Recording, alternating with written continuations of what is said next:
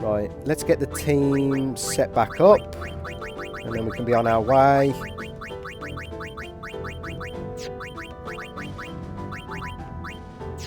Now we can get the equipment set up as well.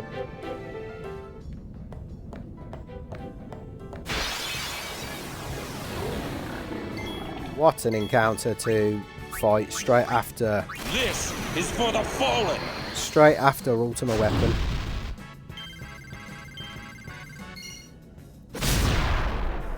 What an encounter.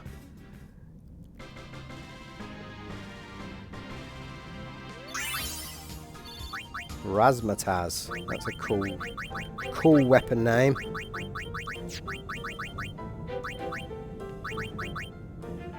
Yeah, not so good.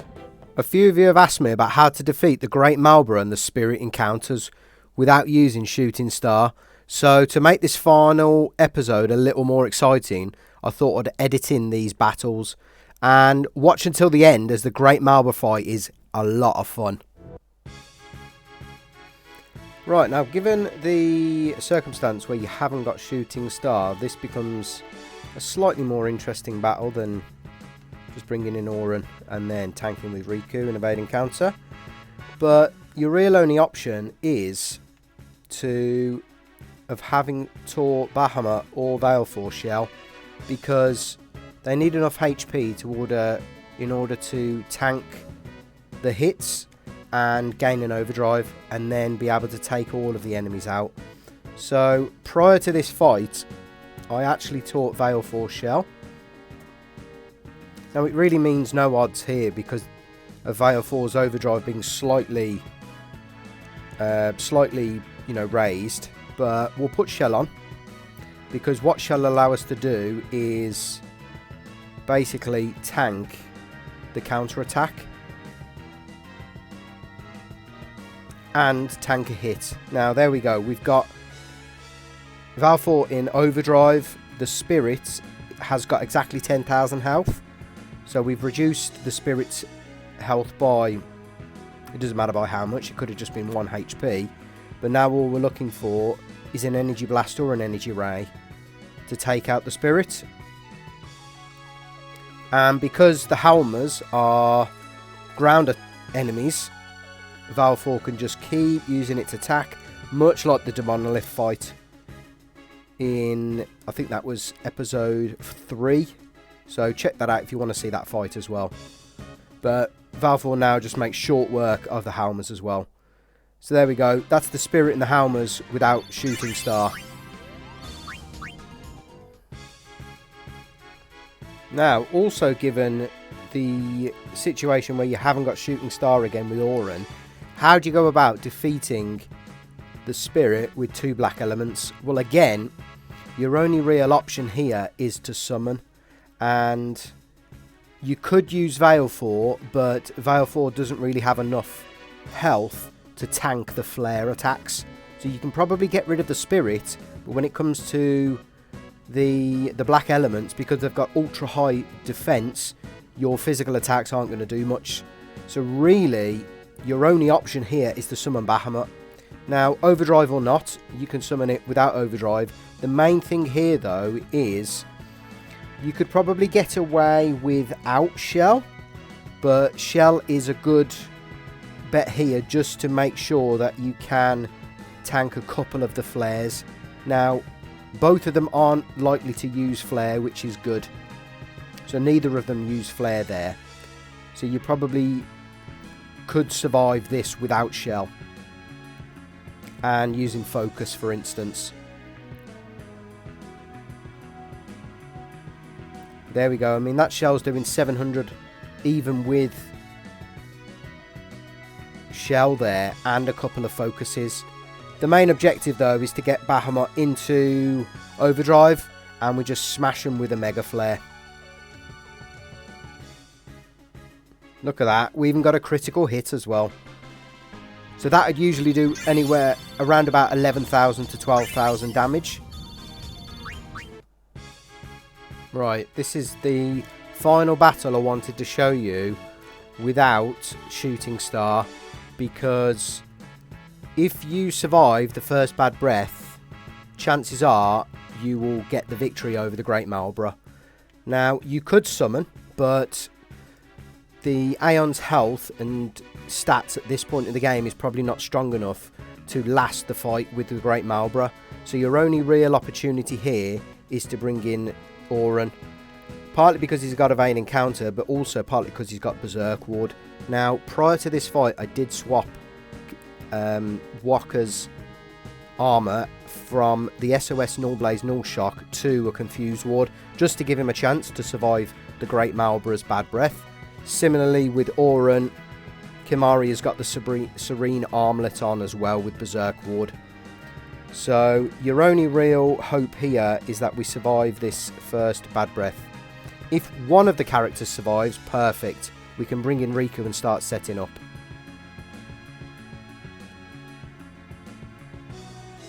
Now, that's probably the perfect outcome there. One of them survived, which is really ideal. Now, what we must ensure is that at least one of these characters stays under poison status, because if that occurs, we won't see bad breath for the rest of this fight. Now, the Great Malboro has two phases. Before 32 and after 32,000 health, we drop below 32. So, before 32, all it'll do is the single spit attack and bad breath if a character hasn't got poison. But since that, it's only got the one attack. Since we have got poison. After the 32 though, it's got a 33% chance of doing one of three attacks. The single spit, the multiple spit, and the munch attack. Now the single spit can be evaded, can be blocked, etc. The multiple spit is survivable, but only if you've got shell. And the munch attack, I think, requires protect and defend, and I think Auron's the only one that can survive that as well.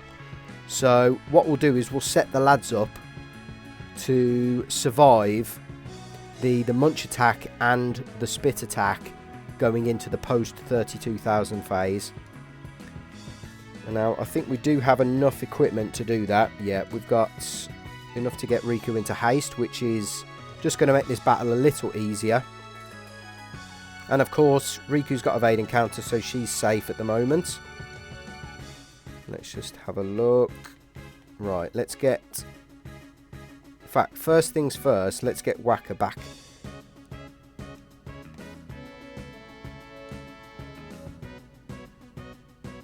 I mean, it's unfortunate he died there, but it doesn't really matter.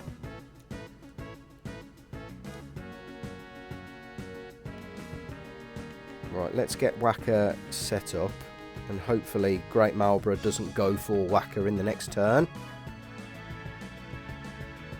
If it does, what I'll do is just start setting up Auron as well, because Auron's got his Evade Encounter.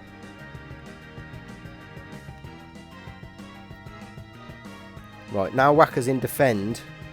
He can't die, at least in this phase.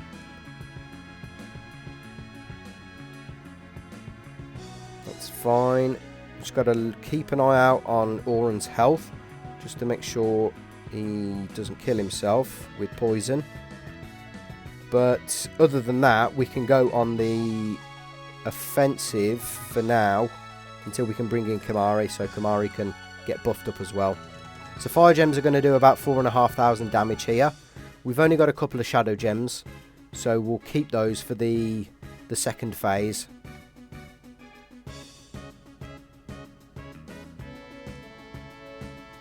Right, couldn't sneak in a second turn there, but to get Kimahri into... Oh, Kimahri's not looking too clever, to be fair. Right, let's get a remedy on him.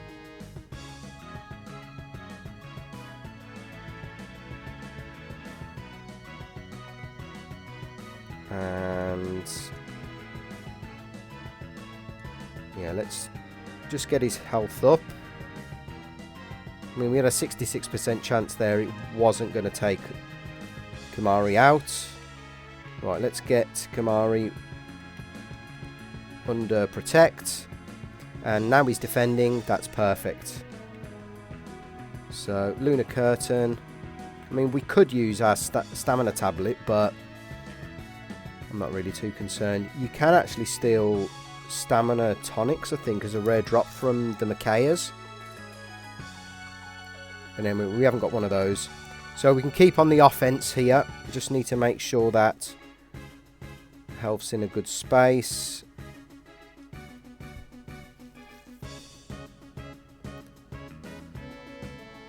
Now, the reason we've got Kamari in defend and protect as well is because he can now survive that spit attack. And he's got sensor, which makes things nice and easy. What I'm hoping for is that Auron will attempt to attack Riku, and Riku will evade and counter and clear the confusion.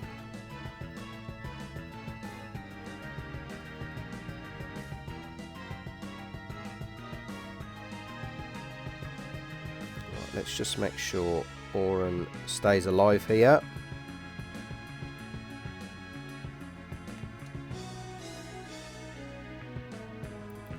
So in this case, I mean, that confusion, it's a blessing for Auron in evading counter, and it's also a curse because we can't hit him with a physical attack. Nonetheless, we keep going with Riku and the fire gems. We're getting closer.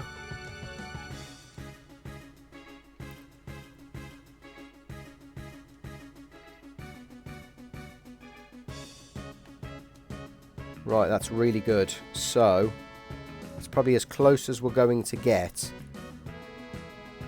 So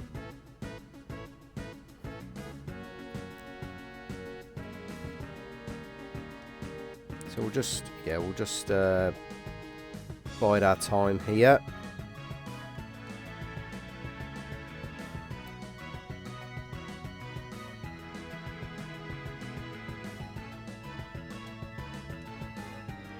Probably should have changed weapons there, nonetheless.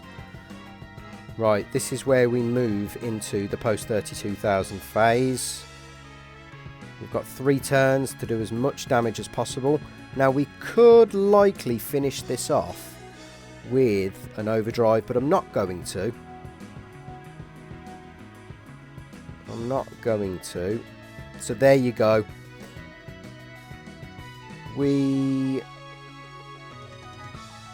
We're post 32,000 health, and Riku can't, I mean, without using like a sunburst or maybe a firestorm overdrive, we probably wouldn't be able to clear 12,500 damage, and that's why you've got to set up with the lads.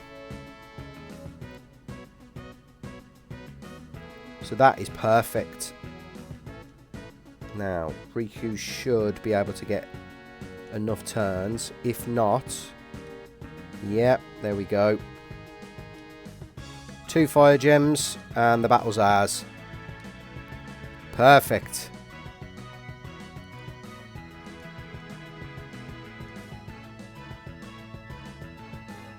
GG, great Malboro. No summon, no shooting star, no sphere grid.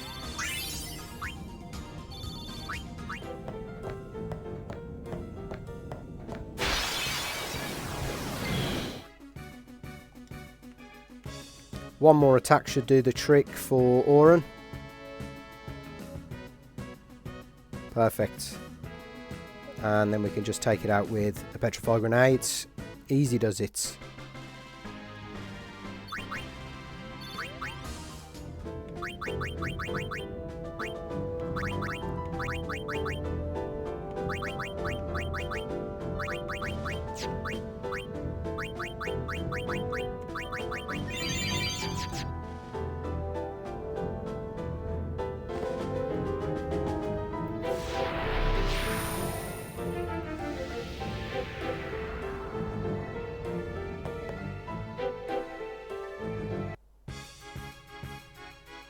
Right, we're in a position now where we can do 1 steal and then take this straight out.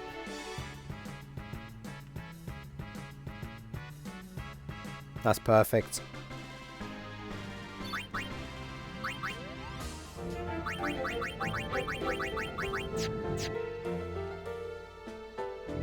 I think actually this way is quicker. Even the Adamantoise, I'm just going to take it out straight away. I need to conserve those sleeping powders as much as possible now.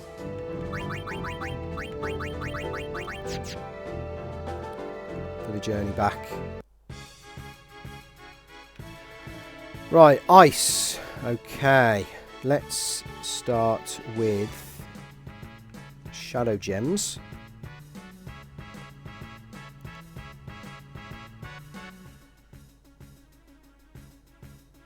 So Doom's not an issue. And we can swap out Kamari.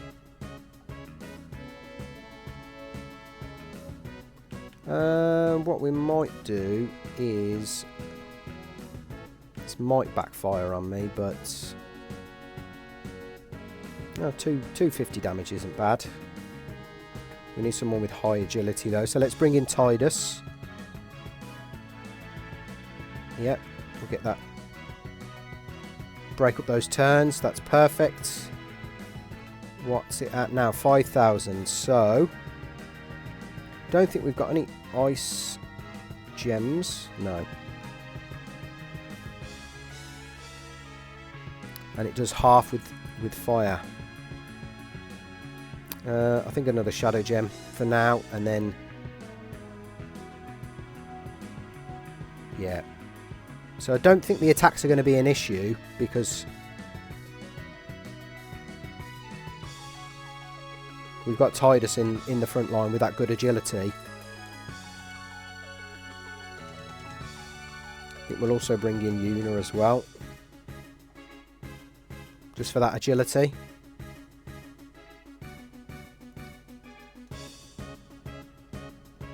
Bahamut doing some serious work in that Ultima fight there. Right, let's just check. I think it's got 3,000. Yes. Okay. What we can use, though, I think, is some of these lesser items. Arctic Wind. 2 of these should take it out. Yes.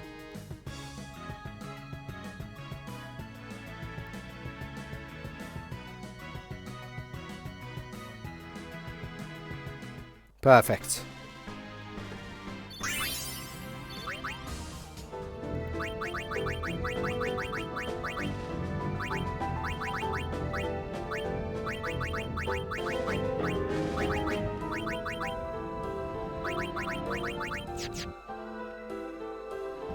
Right, has Oren got an overdrive?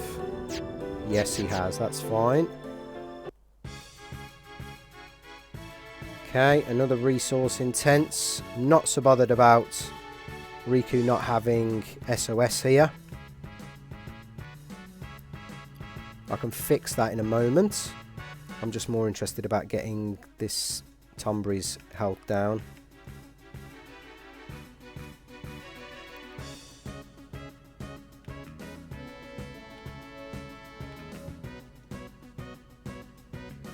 So we're going to put Riku up to full health and then bring in Lulu. 1 to put Riku into SOS, and 2 to then go on the offensive.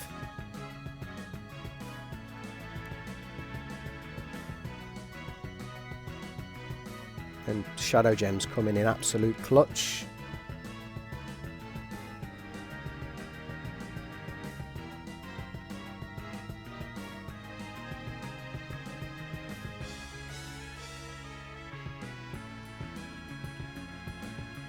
$8,000. Slowly going down though, those Shadow Gems. I need to get out of here quick.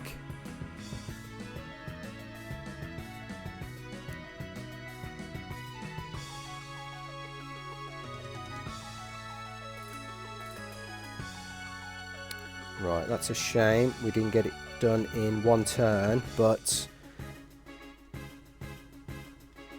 powder and a poison fang is going to finish things off. Perfect.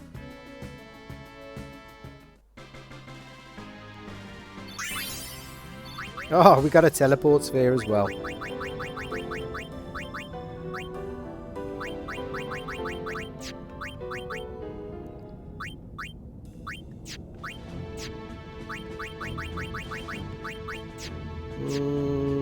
I don't think we need to make use of that, to be fair.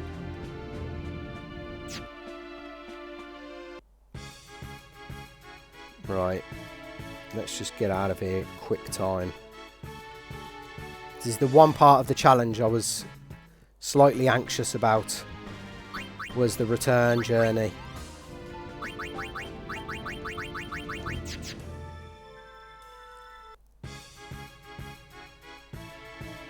Okay, and we got the preemptive as well. Not messing about, don't need to steal. We're just going to be using the petrify grenades.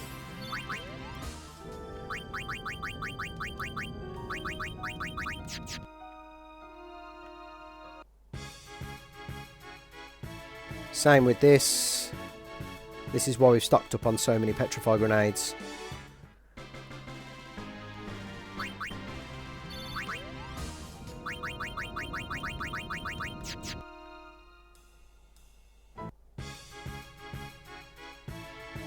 Right, Varuna will always start with haste, but that's fine because we've got first strike and this petrify grenade can deal with that.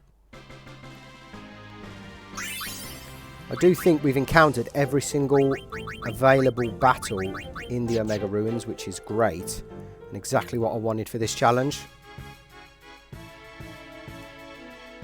Not likely you see 2 Varunas in a row, but we've got the petrify grenades to take care of it. And the equipment is dropping like flies.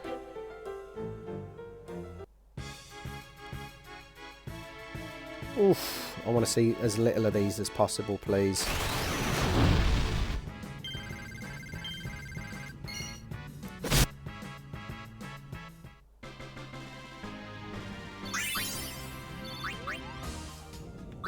Just my luck, this will be. I'm not even going to jinx it. I'm just going to keep going.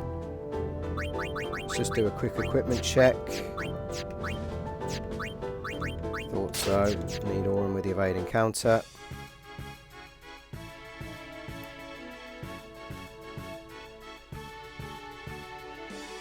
Plenty of petrify grenades to get us to the save sphere.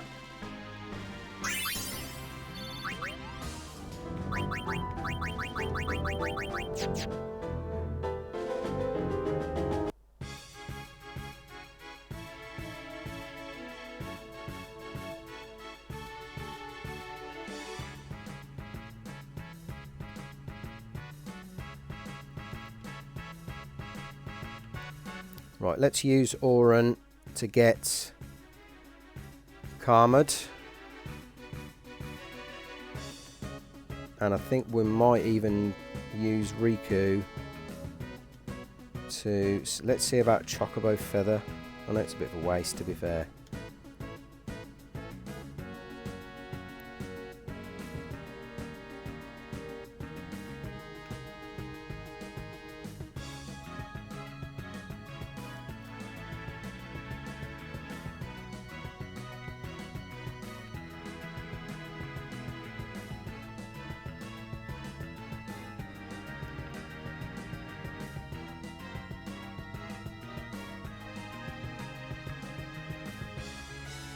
Okay.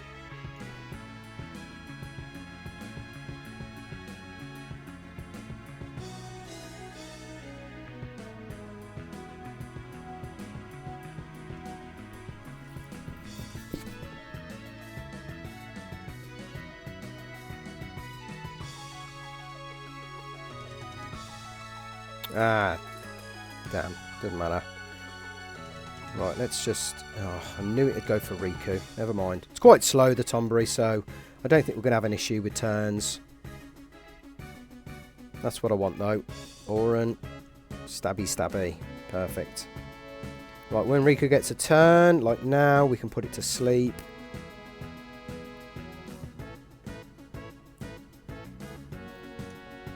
And then we can start using Shadow Gems. I think we're quite close to the save sphere.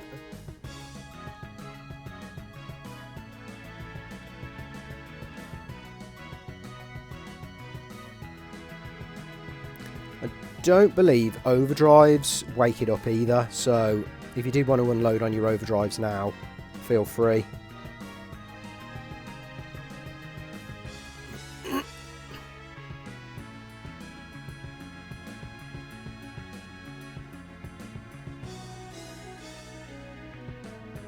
And Shadow Gems coming in absolute clutch against this Tombury.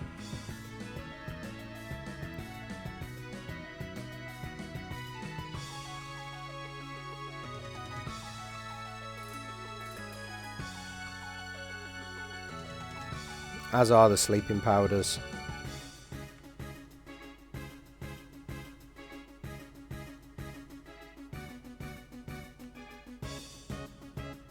What's it on? 3,000. Yep, okay.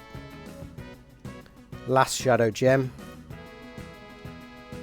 And then we should be able... Yeah, we'll use a... We'll use... Have we got a Poison Fang? We have.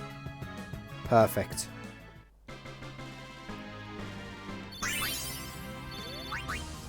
Soul Ring. I think that might be death proof for you now.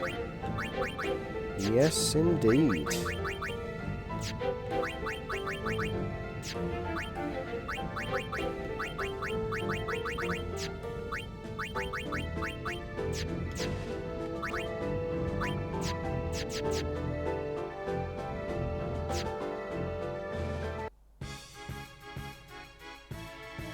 Okay, easy does it. Bring in Riku. And Petrify. Nearly there. Crimson Targe. Oh, Fire Eater 3-3 slots. That is lovely armour, that is. I knew it. I knew we'd get a great Malboro right by the save sphere.